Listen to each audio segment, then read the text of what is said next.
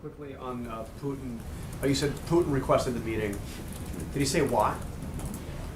Well, There's obviously a lot of things to talk to Vladimir Putin about. Did he say why he wanted to speak with the president? well, I'd refer you to the Kremlin for their explanation about why President Putin would like to meet with President Obama. I think I've tried to make clear to you why President Obama believes that a conversation with President Putin could be useful.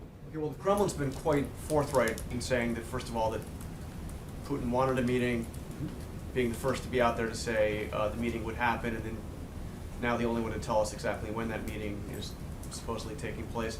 Was the president kind of reluctant to take this meeting? It seems like the Kremlin's been certainly more forthcoming in talking about it. I think some might conclude that that means the Russians are, More transparent?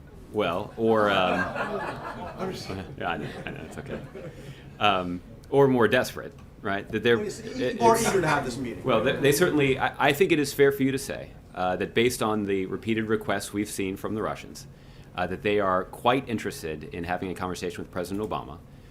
And after, I think what I would acknowledge is some careful consideration on our end, the president did make a decision that it was worth it at this point to engage with President Putin in a face-to-face meeting to see if the interests of the United States could be advanced in the context of those conversations. This has been a hallmark of the president's approach to a range of foreign policy issues, that despite our significant disagreements, the president's been willing to engage in conversations with the hope that they may be able to, that those conversations could advance our interests. But in this case, it appears that President Putin is convinced that that his position would benefit from a conversation with President Obama, and if that's the case, hopefully we'll be able to find some common ground and reach, have the kinds of conversations that would result in advancing our mutual interests.